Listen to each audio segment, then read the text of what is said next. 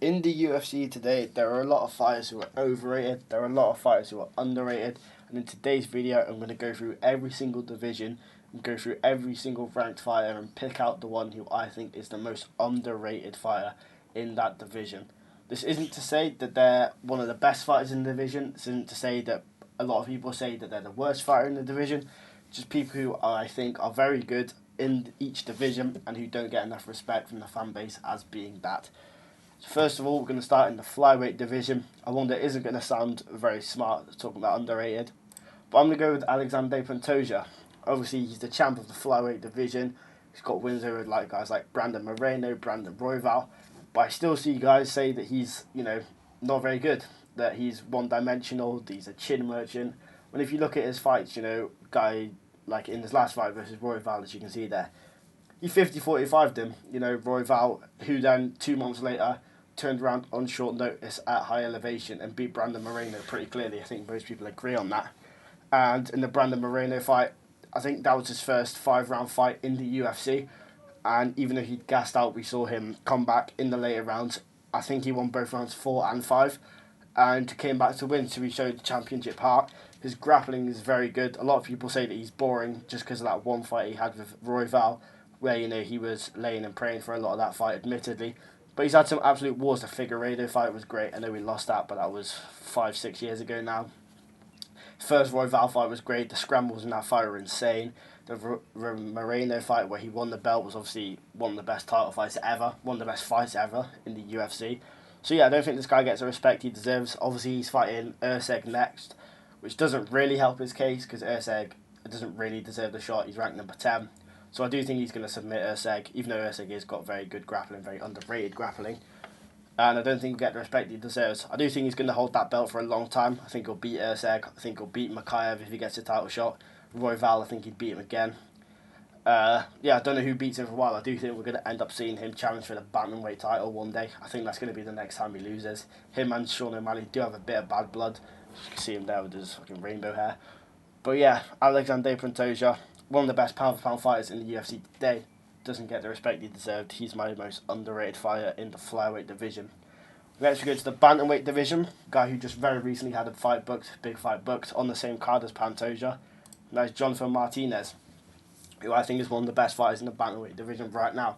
And I'm seeing a lot of people pick Aldo to beat him. I do think he's going to beat Aldo. I can see why people are picking Aldo. Obviously, he was ranked 4 or 5 when he retired. Only guy he lost to was Marab and Yan at bantamweight and Marais, but that was a bit of a robbery. I'm seeing a lot of people say that Martinez, he's not going to be able to deal with the low kicks of Aldo, when in reality I think it's the other way around. I think Martinez has the best low kicks in the sport right now. Don't really think that's debatable. He's got 2 TKOs with leg kicks in his last 3 fights. Obviously his last fight there against Yanez, he fucking destroyed him. Used the low kicks really well, TKO'd him with the leg kicks, and I think he's going to do similar things to Aldo. Even when guys check a leg kick from Martinez, it still damages them, even when he hits them in like the shin and the knee. They just can't recover from it, and his kicks are just that good. I think he's going to hurt Aldo with the leg kicks. I will make a fight breakdown of this, probably on fight week. Then I think he'll start coming up high. And his boxing isn't the best, but we've seen again in the Yanez fight. I'm going to keep going back to this one because it was his best performance in my opinion. He uses the hand fighting really well. He's a southpaw. A lot of the guys he's fighting are orthodox, and he just doesn't let them get into range. Uses the hands fighting really well, and I think he's going to do similar thing to Aldo. I think he's going to frustrate Aldo, make him overcommit, land the leg kicks. I think he's going to get a second round TKO. And he's got great takedown defense. We saw that in the Said Nurmagomedov fight. Fucking nearly messed that up. And when he did get taken down, he got put in bad positions, threatened the rear naked choke, and he got out every single time and won that fight, in my opinion, 2-1. Very close fight against Said, who is also very good in his division. Also, I'm sticking to ranked fighters in this video before someone in the comments says some random unranked fighter, because it's easier and they're more well known by the entire fan base. So next we're going to the featherweight division. A guy who did get absolutely sparked in his last fight, one of the most brutal KOs I've ever seen. But I'm going with Bryce Mitchell, Obviously, that Emmett fight didn't really help his case. He got KO'd with the first punch that Emmett landed. But he did take that fight on short notice, and his game plan was quite shit. I don't know what he was doing. He was tracking Emmett. He was trying to fight behind his jab. He should have just taken him down and smothered him. But when we've seen this guy take people down and just overwhelm them with the grappling, he's one of the best fighters in the division. Look at that Edson Barboza fight. No one's done that to Edson except what, Khabib, and Mitchell even dropped Barboza in that fight. And he's very underrated. He's just go full fucking featherweight Khabib mode. Just take people down, smother them, lay on top of them, don't let them get up. Threaten submissions. The only time we've seen this guy lose in the UFC is that Emmett fight, where he got hit with one punch and just died, and the Topuria fight. Oh fuck! But obviously we've seen Ilya. He's gone on, beat Volk, KO'd Volk, destroyed Emmett. So that loss has aged quite well for Mitchell. And yeah, I do think he still beat a lot of the guys in the top 5. Well, maybe not the top 5, in the top 10. So he's going to come back probably around July, August.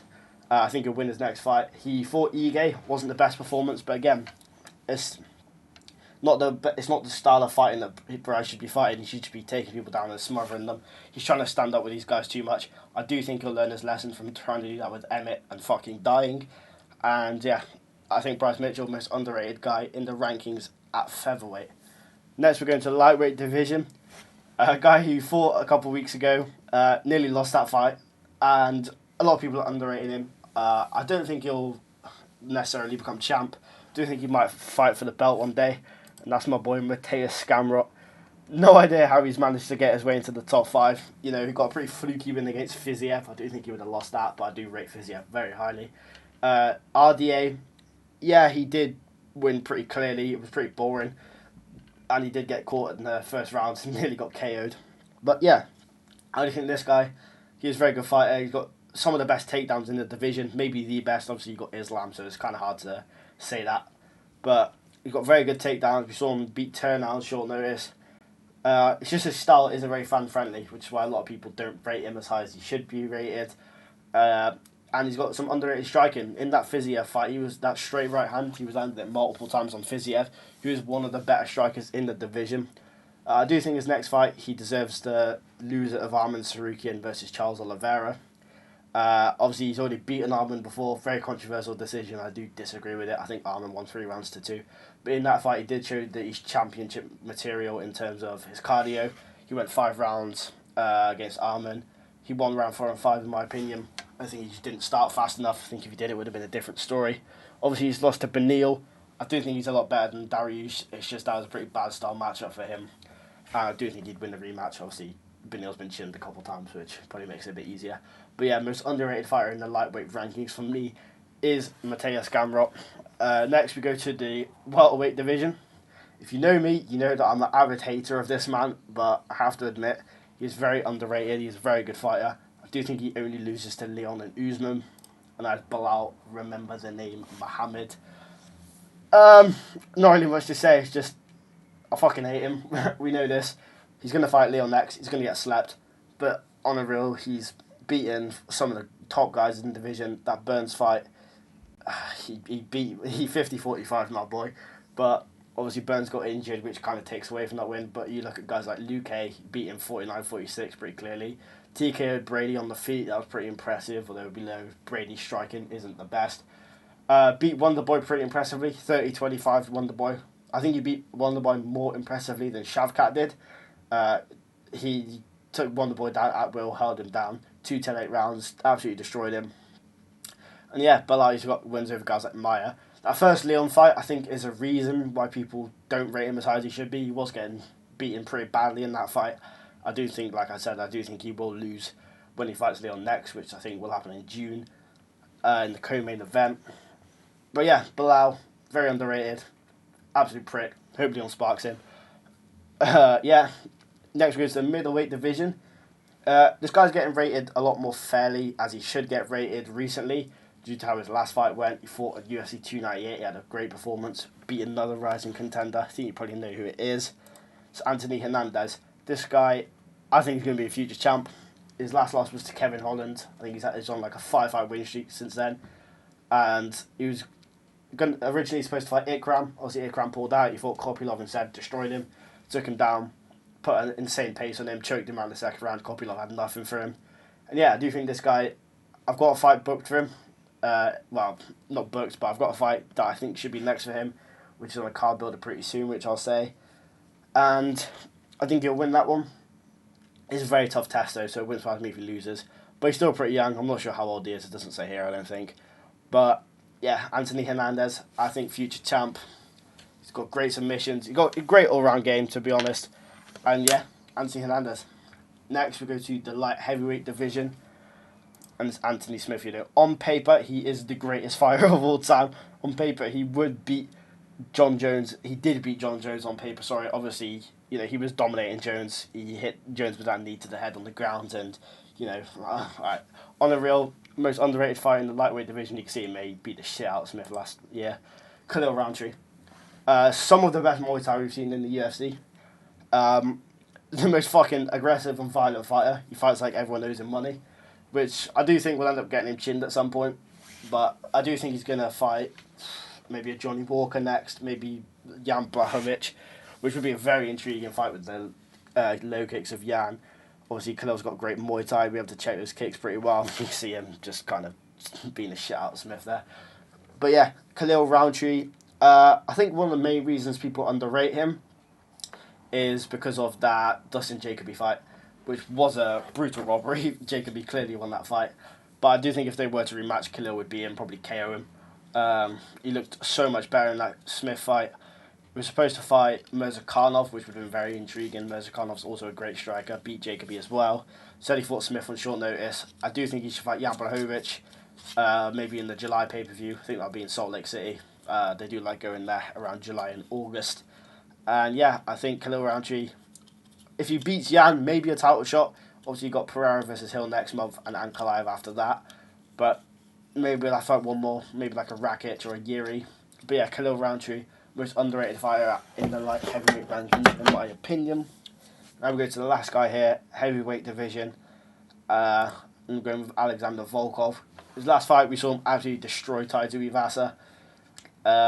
In my opinion, he should have fought Garn, but I now think Garn should fight Pavlovich. And I'm not sure who Volkov should fight instead. Maybe Almeida, but Almeida did just lose to Blades, so maybe doesn't deserve a jump up in the rankings as of yet. He's already beaten Tybura, maybe they do that fight again.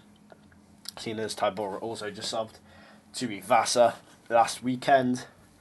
But yeah, Volkov, he's only really lost to the best. If you look at his losses, he lost to Derek Lewis in a fight that he was dominating. I think we all know that he's a better fighter than Lewis. He lost to Tom Aspinall, the greatest heavyweight of all time. That wasn't really a bad loss. And he lost to Cyril Gane, I think, and Blades. But that Cyril Gane fight was a very close decision. I had it 3-2 Gane. And that Blades fight, you know, he got taken down and pretty much dominated on the ground. I can't remember how dominant it was. I just know that it was the takedowns of Blades that won him the fight. Yeah, those are his only recent losses. You know, he's on a 3-fight win streak, 3-fight finish streak as well. Since that Tom Aspinall lost, he KO'd Jairzinho Rosenstruik. Then he TKO'd Romanov, I think. And then, oh yeah, Ty, obviously. And I do think I think it's hard to say that he deserves a number one contender fight, seeing as how his fight with Tom went the first time. I think he needs 2 more wins before that.